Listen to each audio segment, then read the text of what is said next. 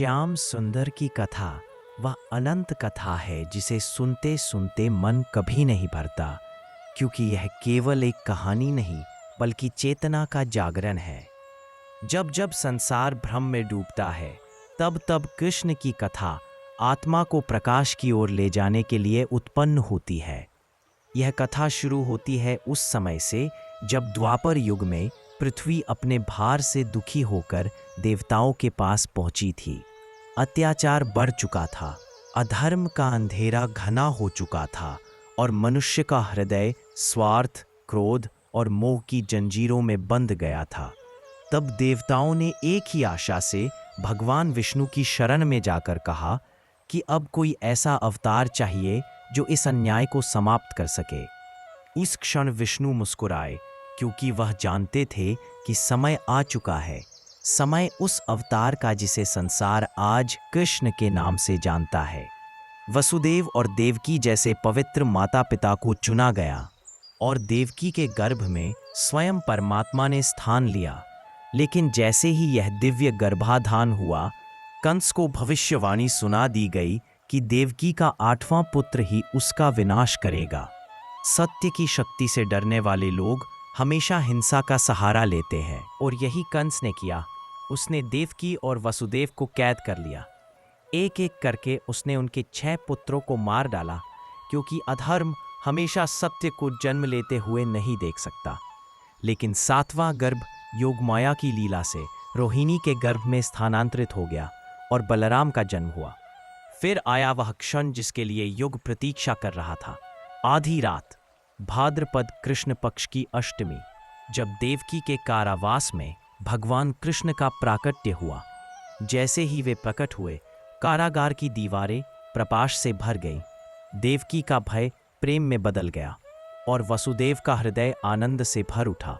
भगवान ने अपने दिव्य रूप में कहा कि वे शिशु रूप में प्रकट हो जाएंगे, और वसुदेव उन्हें गोकुल ले जाकर नंद बाबा के घर छोड़ आए। फिर वह अद्भुत चमत्कार हुआ। बेड़ियां खुल गईं, पहरेदार सो गए, कारागार के द्वार स्वयं खुल गए और यमुना ने रास्ता दे दिया। वसुदेव ने छोटे श्याम को सिर पर उठाया और गोकुल पहुंचे, जहां नंद बाबा के घर भी उसी रात योगमाया का जन्म हुआ था। दोनों शिशुओं की अदला बदली की गई और वसुदेव लौट आए। जैसे ही कंस ने खबर सुनी कि देवकी ने एक कन्या को जन्म दिया है, उसने उस कन्या को भी मारने का प्रयास किया।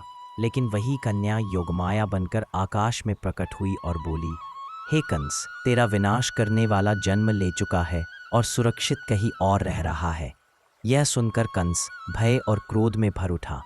वह नहीं जानता था कि जिस गोकुल पर उसे सबसे कम शक है, वहीं दुनिया को बदलने वाला कृष्ण पल रहे हैं।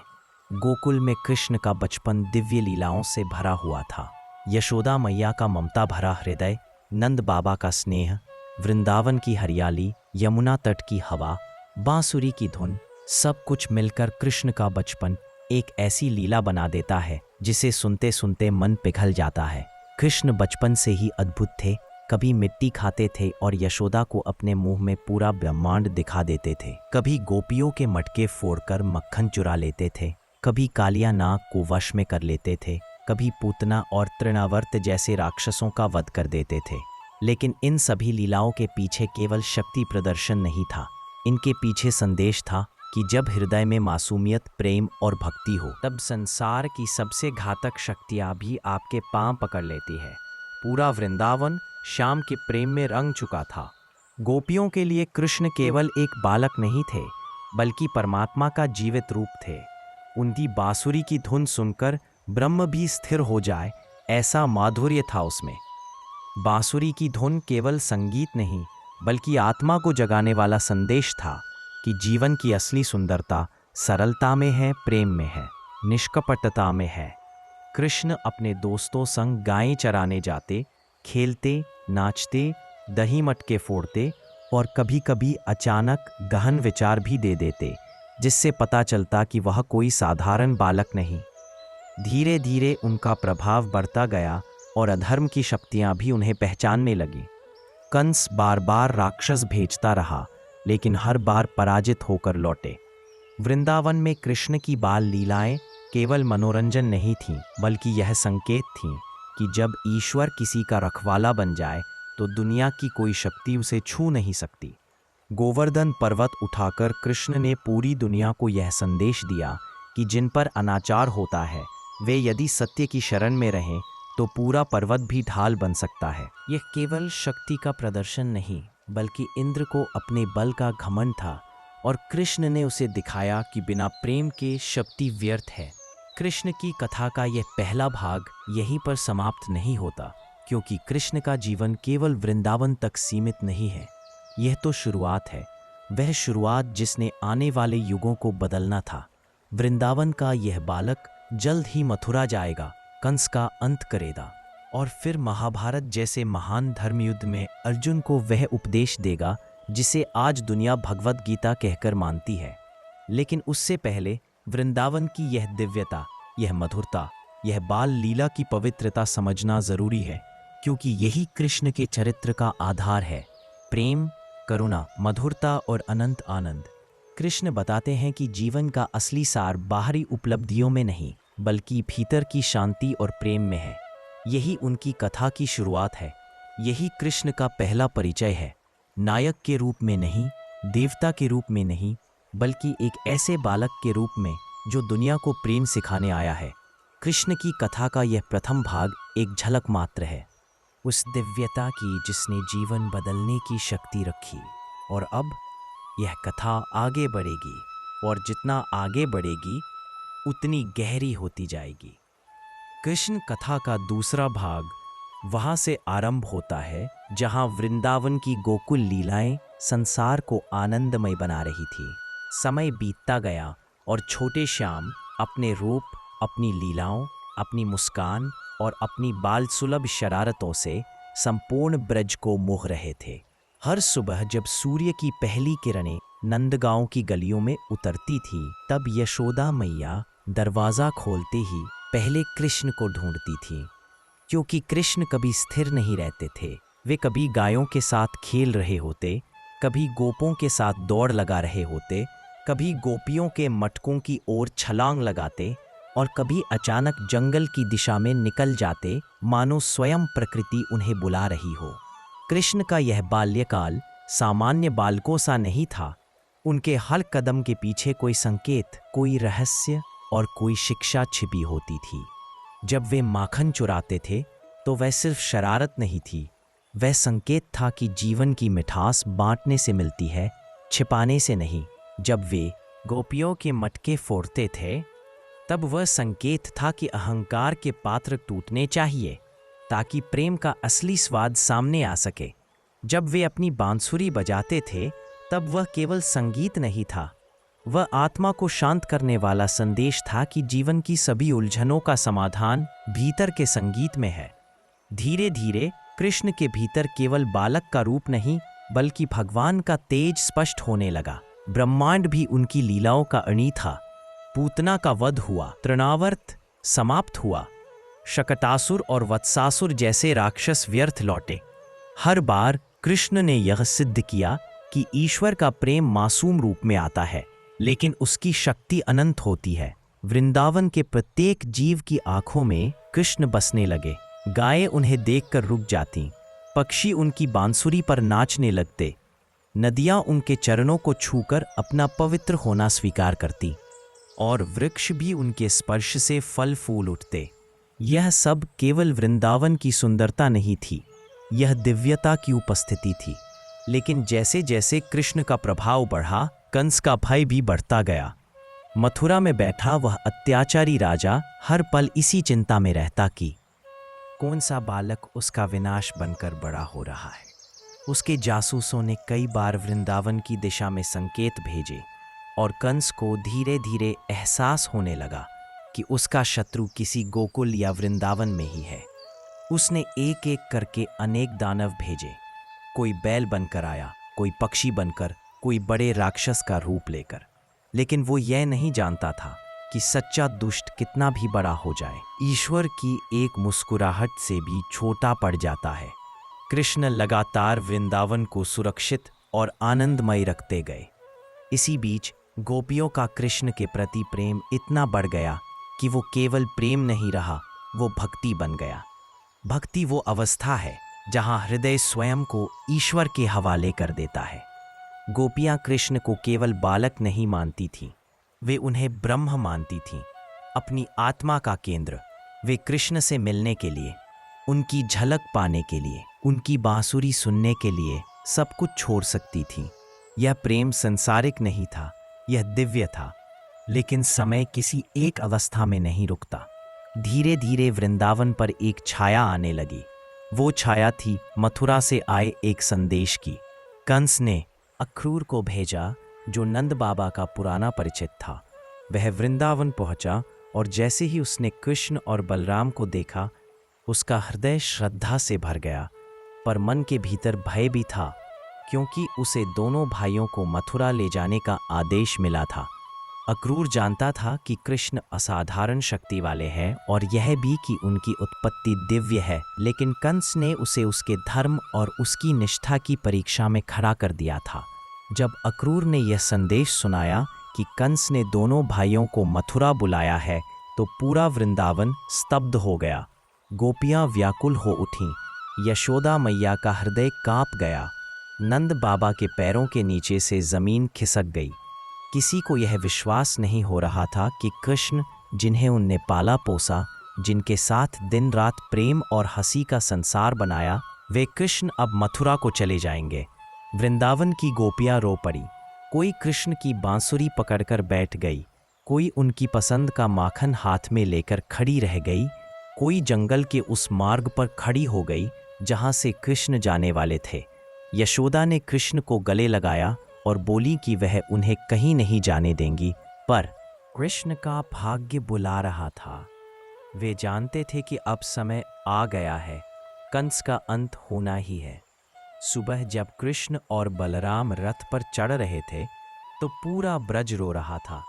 गायें भी बेचैन थीं, पक्षी चुप थे। यमुना का जल स्थिर हो गया था। गोपियां मार्ग में खड़ी होकर रोकने का प्रयास करती रहीं, पर कृष्ण ने अपने मधुर स्वर में उन्हें कहा कि वे वापस आएंगे।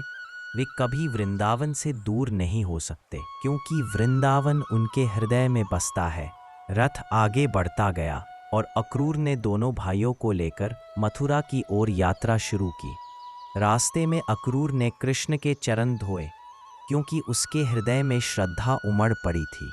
उसे एक क्षण के लिए कृष्ण ने अपना विराट रूप भी दिखाया, जिससे अक्रूर समझ गया कि वह जिन दो बालकों को लेकर जा रहा है, वे केवल राजा कंस के दुश्मन नहीं, बल्कि स्वयं विष्णु के अवतार हैं। मथुरा पहुंचने से पहले कृष्ण सोच रहे थे कि अब उनका बचपन पीछे छूट चुका है।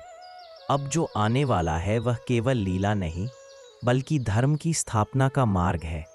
उन्होंने वृंदावन की यादें अपने भीतर संभाल ली। यशोदा की ममता, नंद बाबा का स्नेह, ग्वाल बालों की हंसी, गोपियों का प्रेम, राधा की तन्मयता, ब्रज की गलियां, यमुना का तट, बांसुरी की धुन, सब कुछ उनके हृदय में समा गया। लेकिन आगे जो था वह भी महत्वपूर्ण था। कंस का अंत, मथुरा का भविष्य और आगे चलकर कुरुक्षेत्र का वह महान युद्ध, जहां उन्हें अर्जुन को वह उपदेश देना था जिससे युग बदल जाना था। भाग 2 का यह अंत केवल यात्रा का पड़ाव है, क्योंकि असली कथा अब शुरू होने वाली है। कृष्ण का मथुरा में प्रवेश, कंस का विनाश और फिर धर्म की स्थापना की दिशा में उठाए गए महान कदम। कृष्ण कथा का तीसरा भाग उस क्षण से आरंभ होता है जब अक्रूर का रथ धीरे धीरे मथुरा के विशाल दरवाजों की ओर बढ़ रहा था। वृंदावन पीछे छूट चुका था, लेकिन कृष्ण के हृदय में ब्रज की हर स्मृति अब भी जीवित थी। ब्रज की धूल, यमुना का जल, राधा की आंखें, गोपियों का प्रेम, यशोदा की गोद, सब कुछ भीतर धनक रहा था। लेकिन साथ ही कृष्ण जानते थे कि यह यात्रा केवल दूरी का बदलना नहीं, बल्कि उत्तरदायित्व का बदलना है। जैसे ही मथुरा के लोग उन्हें देखने आए, पूरा नगर ठहर गया। लोग आश्चर्य से देख रहे थे कि कैसे दो साधारण से दिखने वाले ग्वाल बालों में ऐसा तेज है कि उनका समूचा स्वरूप ही दिव्य प्रतीत होता है। कृष्ण और बलराम शहर की गलियों में आगे बढ़ते गए और उनके कदमों के साथ जैसे मथुरा की ऊर्जा ही बदलती जा रही थी। रास्ते में एक फूल वाली से उनकी भेंट हुई। उस वृद्धा ने जब कृष्ण को देखा तो बिना कुछ कहे अपने फूलों की टोकरी उनके सामने रख दी। कृष्ण मुस्कुराए और उन्होंने उसके फूल लेकर उसे वरदान दिया कि उसका घर कभी खाली नहीं रहेगा, उसके जीवन में हमेशा समृद्धि रहेगी। ये पहली झलक थी मथुरा को कि उनके शहर में कौन आया है।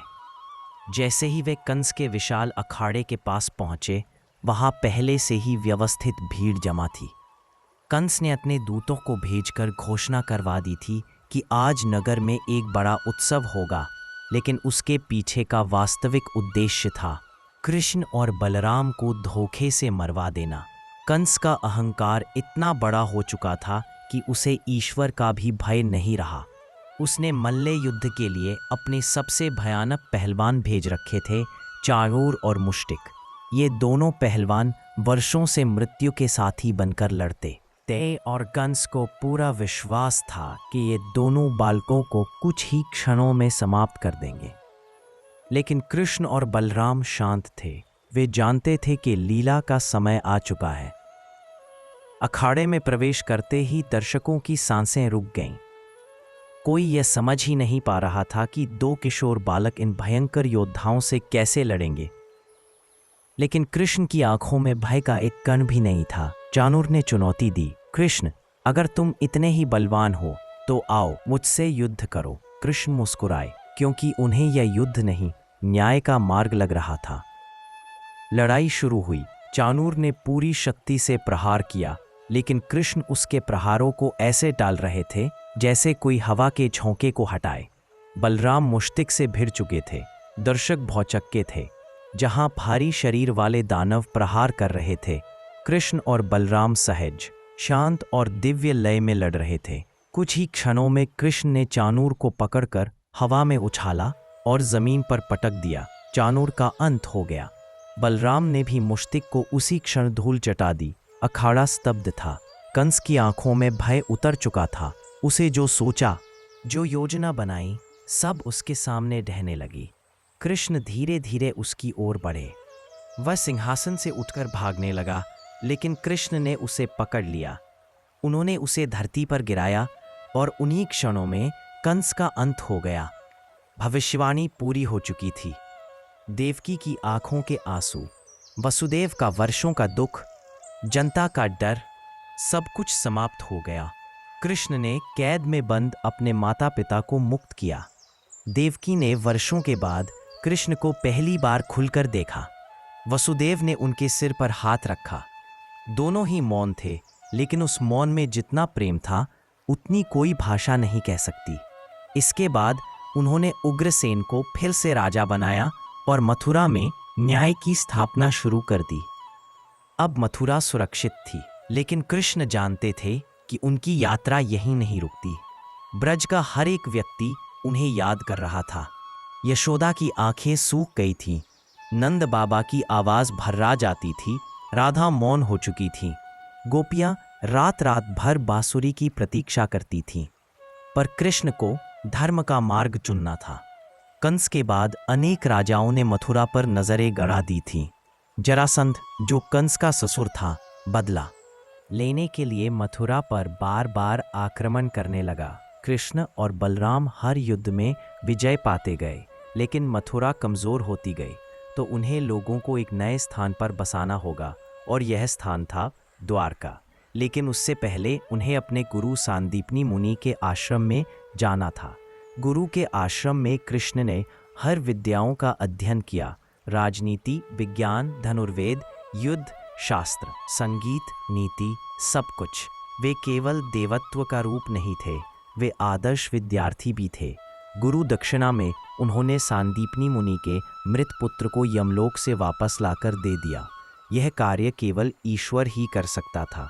मथुरा उनकी अगली जिम्मेदारी थी, लेकिन ब्रज अब भी उनके हृदय में धड़क रहा था। वे अक्सर रातों में ध्यान में बैठते और वृंदावन की यादों को महसूस करते। उन्हें याद आता कि किस तरह गोपियाँ उनकी बांसुरी की धुन पर नाचती थीं, कैसे यशोदा उनके माथे पर तिलक लगाती थीं, कैसे नंद बाबा उन्हें कंधों पर बैठाते थे, कैसे राधा के साथ उनका प्रेम न बोलकर भी बोलता था। कृष्ण के हृदय का यह कोमल पक्ष संसार नहीं जानता था। दुनिया उन्हें कर्मयोगी, राजनयिक, योद्धा, दार्शनिक, मित्र और भगवान के रूप में जानती है, पर उनका सबसे सच्चा रूप था प्रेम। यही कारण था कि ब्रज में कृष्ण देवता नहीं प्रिय थे। मथुरा में धर्म स्थापित हो चुका था, कंस का अंत हो गया था, अन्याय मिट चुका था। लेकिन अब समय आ चुका था द्वारका के निर्माण का, और उसके बाद आने वाला समय पूरी दुनिया को बदलने वाला था, क्योंकि इस यात्रा के अंत में आने वाला था महाभारत, और उसके बीच में गूंजने वाली थी वह आवाज जो युगों युगों तक मार्गदर्शन देगी। कर्मण्येवाधिकारस्ते। कृष्ण कथा अब और गंभीर और गहरी और दिव्य होने जा रही थी।